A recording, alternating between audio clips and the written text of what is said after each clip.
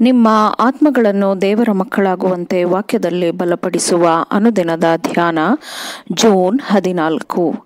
Ellen G white ರವರ sons and daughters of god ಎಂಬ ಪುಸ್ತಕದ 166ನೇ ಪುಟ. ಶಿರೋನಾಮೆ: ಎಚ್ಚರಿಕೆಯ ಅಭ್ಯಾಸಗಳು ಒಳ್ಳೆಯ ಆರೋಗ್ಯವನ್ನು ಖಚಿತಪಡಿಸುತ್ತದೆ. ಈ ದಿನದ ಸತ್ಯವೇದದ ವಾಕ್ಯ: ನಿನಗೆ ಕ್ಷೇಮವನ್ನುಂಟು ಮಾಡುವೆನು, ನಿನ್ನ ಗಾಯಗಳನ್ನು ಸ್ವಸ್ಥ ಮಾಡುವೆನೆಂದು ಕರ್ತನು ಅನ್ನುತ್ತಾನೆ. ಯೆರೆಮೀಯನು 30ನೇ ಅಧ್ಯಾಯ 17ನೇ ವಚನ. ಸರಿಯಿಲ್ಲದ ಸಮಯದಲ್ಲಿ ಸರಿಯಿಲ್ಲದ ಊಟವನ್ನು ಸೇವಿಸುವ ಅಭ್ಯಾಸ ಆರೋಗ್ಯದ ನಿಯಮಗಳನ್ನು ಎಚ್ಚರವಿಲ್ಲದೆ ನಿರ್ಲಕ್ಷಿಸುವಾಗ ಮನಸ್ಸು ಆಗಾಗ್ಗೆ ಬಳಲಿ ಹೋಗುವಂತೆ, ಒಡೆದು ಹೋಗುವಂತೆ ಅಥವಾ ಮೆದುಳಿನ ಶಕ್ತಿಗಳು ಕುಗ್ಗುವಂತೆ, ಶ್ರದ್ಧೆಯ ಉದ್ಯೋಗ ಮತ್ತು ಕಠಿಣವಾದ ಅಧ್ಯಯನದ ಕಾರಣದಿಂದ ಮನಸ್ಸು ಕೆಡುವುದಿಲ್ಲ. ಅನಿಯಮಿತ ಸಮಯಗಳಲ್ಲಿ ತಿನ್ನುವುದು ಮತ್ತು ಮಲಗುವುದು ಇವು ಮೆದುಳಿನ ಬಲಶಕ್ತಿಯನ್ನು ದುರ್ಬಲಗೊಳಿಸುತ್ತದೆ. ದೈವತ್ವದ ಉನ್ನತ ಮಟ್ಟವನ್ನು ಮುಟ್ಟುವುದರಲ್ಲಿ ಯಶಸ್ವಿಯಾಗಬೇಕೆಂದು ಬಯಸಿದರೆ ಅಂತಹವನು ಎಲ್ಲ ವಿಷಯದಲ್ಲೂ ಸಂಯಮವನ್ನು ಹೊಂದಿರಬೇಕು ಎಂದು ಅಪೊಸ್ತಲನಾದ ಪೌಲನು ಪ್ರಕಟಿಸುತ್ತಾನೆ.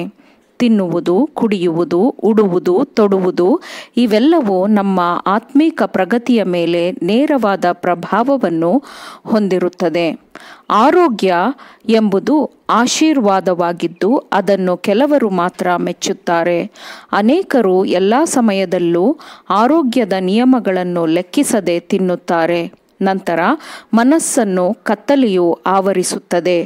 ಮನುಷ್ಯರು ತಮ್ಮ ಅಭ್ಯಾಸಗಳಲ್ಲಿ ತುಂಬ ಅಜಾಗರೂಕರಾಗಿರುವಾಗ ಈ ವಿಷಯಗಳಿಗೆ ಸಂಬಂಧಿಸಿದಂತೆ ದೇವರು ನೀಡಿದ ಬೆಳಕನ್ನು ಗಮನಿಸದೇ ಇರುವಾಗ ಅವರನ್ನು ದೈವಿಕ ಜ್ಞಾನ ಪ್ರಕಾಶದಿಂದ ಹೇಗೆ ತುಂಬಿಸಲು ಸಾಧ್ಯ? ಜೀವನವು ಪವಿತ್ರವಾದ ನಂಬಿಕೆಯಾಗಿದೆ. ಅದನ್ನು ಉಳಿಸಿಕೊಳ್ಳಲು ದೇವರ ಸಹಾಯದಿಂದ ಮಾತ್ರ ನಮಗೆ ಸಾಧ್ಯವಾಗುತ್ತದೆ ಮತ್ತು ಅದನ್ನು ದೇವರ ಮಹಿಮೆಗೋಸ್ಕರ ಬಳಸಲು ಸಾಧ್ಯವಾಗುತ್ತದೆ.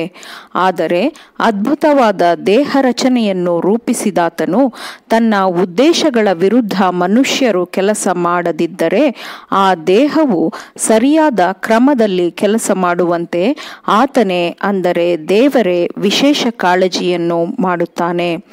ಆರೋಗ್ಯ, ಜೀವನ ಮತ್ತು ಸಂತೋಷ ಇವು ನಮ್ಮ ಶರೀರವನ್ನು ನಿಯಂತ್ರಿಸುವ ದೈಹಿಕ ನಿಯಮಗಳಿಗೆ ವಿಧೇಯರಾಗುವುದರಿಂದ ಸಿಗುವ ಫಲಿತಾಂಶವಾಗಿದೆ.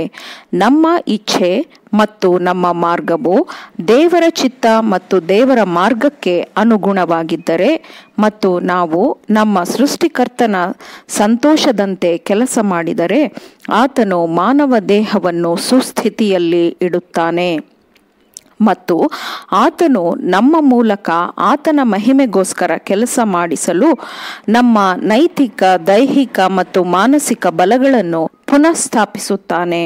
ಈ ಕೆಲಸದಲ್ಲಿ ನಾವು ಆತನಿಗೆ ಸಹಕರಿಸಿದರೆ ಆರೋಗ್ಯ, ಉಪಯುಕ್ತತೆ, ಶಾಂತಿ, ಸಂತೋಷ ಇವು ಖಚಿತವಾದ ಫಲಿತಾಂಶವಾಗಿರುತ್ತದೆ.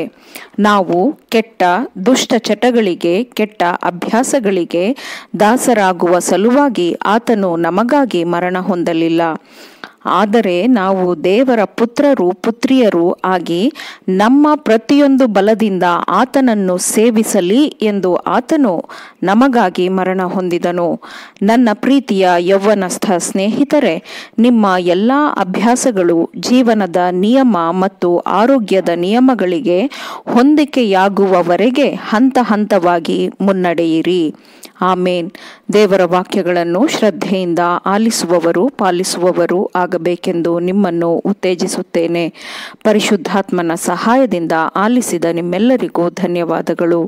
ಮತ್ತೆ ದೈನಂದಿನ ಧ್ಯಾನಕ್ಕಾಗಿ ನಾಳೆ ಸಂಧಿಸೋಣ. ಆಮೇನ್.